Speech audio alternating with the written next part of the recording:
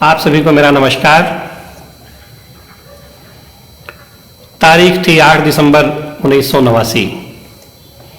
जम्मू कश्मीर राज्य के श्रीनगर में एक स्थानीय समाचार पत्र द कश्मीर टाइम्स के संपादक के पास शाम को 5:30 बजे एक फ़ोन आता है।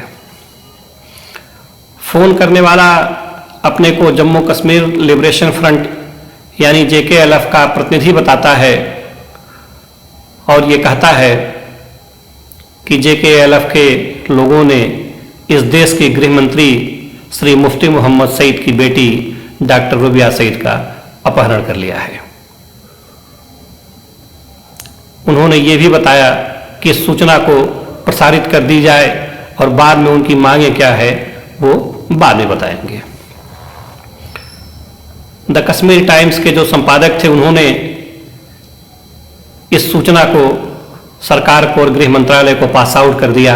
सूचना बड़ी सनसनीखेज थी, बड़े राजनीतिक महत्व की थी, क्योंकि मात्र एक सप्ताह पहले दिनांक 2 दिसंबर को इस देश में नई सरकार बनी थी जिसमें विश्वनाथ प्रताप सिंह प्रधानमंत्री बने थे और उनकी सरकार में जम्मू कश्मीर से आने वाले मुफ्ती मोहम्मद सईद साहब को गृह मंत्री बनाया गया था और मात्र एक सप्ताह के भीतर ही उनकी बेटी का कश्मीर से एक आतंकवादी संगठन का अपहरण कर लिया जाना ये बहुत बड़ी चुनौती थी, बहुत बड़ी घटना थी और इस घटना ने पूरे देश में हलचल मचा दी।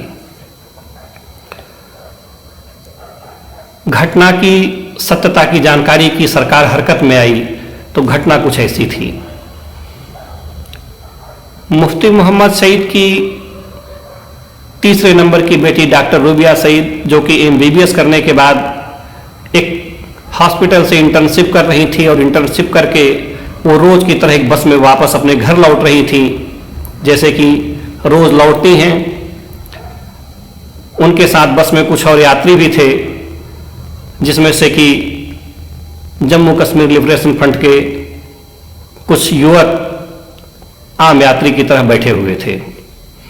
बस जब नौगांव पहुंची तो उन्होंने वो अपने स्थान से खड़े हो गए। उन्होंने गन पॉइंट पे डॉक्टर रुबिया सईद को बस से उतार लिया और वहां पर पहले से खड़ी एक मारुति वैन में बैठा करके किसी अज्ञात स्थान पर लेकर के चले गए। बस के ड्राइवर ने इस घटना के बारे में किसी को कुछ नहीं बताया और किसी को जानकारी भी नहीं हुई। जब शाम को 5:30 बजे उनके प्रतिनिधि ने द कश्मीर टाइम्स के संपादक को फोन किया तब लोगों को इस घटना की जानकारी हुई।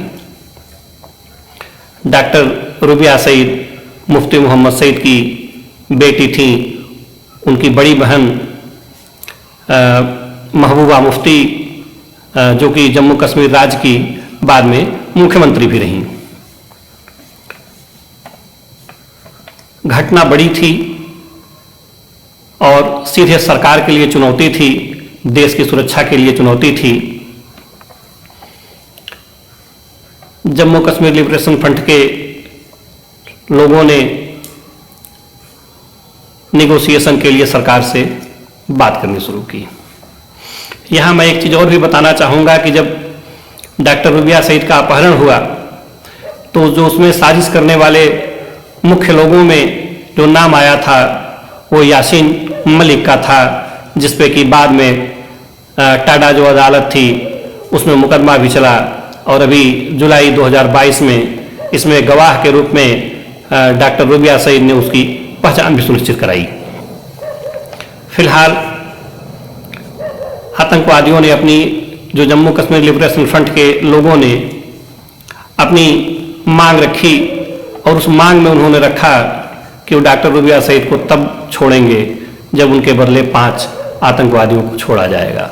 हालांकि उनकी मांग पहले ज़्यादा आतंकवादियों को छोड़े जाने की थी और उसमें कुछ पाकिस्तान के भी आतंकवादी थे, लेकिन जब सरकार का उन्होंने रुख देखा कि इतने लंबे निगोशिएशन पे वार्ता नहीं हो पाएगी तो अंत में 5 आतंकवादियों को छोड़ने पे सहमति बनाई गई। 5 आतंकवादियों को छोड़ने के लिए उन्होंने मांग रखी। उस समय जब ये घटना हुई तब उस समय जम्मू कश्मीर के मुख्यमंत्री थे वो फारूक अब्दुल्ला साहब थे जो कि उस समय लंदन गए हुए थे और जिस दिन ये घटना हुई तो तत्काल वो अपना लंदन का दौरा कैंसिल करके वहाँ से भागते हुए दिल्ली आए, वहाँ से श्रीनगर पहुँचे। आतंकवादियों के जब मांगों पर बात होने लगी तो फारूक अब्दुल्ला साहब इसका विरोध करने वालों में सबसे पहले व्यक्ति थे। उन्होंने कहा कि नहीं, अगर ऐसा किया गया या इनकी मांगें मान ली गई तो ये एक परंपरा गलत पड़ेगी और बाद में ये एक यहाँ पे नई परंपरा शुरू हो जाएगी और इनका मनोबल बढ़ने वाला हो जाएगा, तो ऐसा किसी भी कीमत पे नहीं किया जाना चाहिए। लेकिन चूंकि मामला गृह मंत्री की बेटी का था, इसलिए सरकार बातचीत के ही रास्ते से इस मामले को सुलझाना चाहती थी। उन्होंने इस मामले की बात करने के लिए कई अलग अलग चैनल खोले, कई अलग अलग मध्यस्थ इसमें नियुक्त किए। इन्हीं मध्यस्थों में से एक थे इलाहाबाद हाई कोर्ट के जज न्यायमूर्ति मोतीलाल भट्ट साहब, जो कि मुफ्ती मोहम्मद सईद के मित्र भी थे और काफी करीबी भी थे। बातचीत चलती रही, कई दौर की बात हुई, कई चैनलों से बात हुई और अंत में सरकार इस बात पर सहमत हो गई कि हम 5 आतंकवादियों को छोड़ देंगे, लेकिन बदले में इन्होंने कुछ शर्त रखी जो हिडन शर्तें थीं कि हम किसी भी आतंकवादी को जब छोड़ेंगे तो न तो उनके समर्थन में नारे लगाए जाएंगे, न कोई जश्न मनाया जाएगा और डॉक्टर रुबिया सईद को सकुशल वापस छोड़ना होगा। फिलहाल 13 दिसंबर 1989 को डॉक्टर रुबिया सईद को आतंकवादियों ने रिहा कर दिया। इसी बीच जब डॉक्टर जम्मू कश्मीर के मुख्यमंत्री फारूक अब्दुल्ला साहब इसका अपोज करते रहे, वो किसी भी हालत में आतंकवादियों को छोड़ने के पक्ष में नहीं थे, तो केंद्र से प्रतिनिधि के रूप में आरिफ मोहम्मद खान साहब और इंद्र कुमार गुजराल, जो कि दोनों लोग उस समय केंद्र सरकार में मिनिस्टर थे, वो श्रीनगर भेजे गए और फारूक अब्दुल्ला ने उस समय उस बात को मान लिया, रिहाई की बात को स्वीकार कर लिया। लेकिन बाद में उन्होंने अपने इंटरव्यू में इस बात को स्वीकार किया था कि मेरे ऊपर केंद्र से यह दबाव भेजा गया था कि अगर आप आतंकवादियों की रिहाई की बात को नहीं मानेंगे तो आपकी सरकार को डिसमिस कर दिया जाएगा, आपकी सरकार को बर्खास्त कर दिया जाएगा। फिलहाल डॉक्टर रुबिया सईद के रिहाई के बदले 5 आतंकवादियों को छोड़ दिया गया। शाम को आतंकवादियों ने, जम्मू कश्मीर लिबरेशन फ्रंट के लोगों ने जैसा कि कहा था अपने वादे के अनुसार, डॉक्टर रुबिया सईद को रिहा कर दिया। लेकिन जब ये आतंकवादी छोड़े गए तो उस समय राजौरी कत्ल में हजारों की संख्या में लोगों की भीड़ जमा हुई थी, वहां लोग एकत्रित हुए थे, लेकिन वो डॉक्टर रुबिया सईद की रिहाई के लिए नहीं एकत्रित हुए थे, बल्कि जो आतंकवादी सरकार ने छोड़े थे, जो आतंकवादी छोड़े गए थे, उनके लिए एकत्रित थे। वो उनके लिए नारा लगा रहे थे, उनके लिए जिंदाबाद कर रहे थे, उनके लिए जश्न मना रहे थे। सरकार बनने के 1 सप्ताह के भीतर या 1 पखवाड़े के भीतर ही इतनी बड़ी ये संवेदनशील घटना हो गई। ये वही समय था जब जम्मू कश्मीर में आतंकवाद फिर से सर उठाना शुरू किया था और इस घटना के लगभग 20 साल बाद इसी से मिलती जुलती एक और घटना हुई थी, जिसमें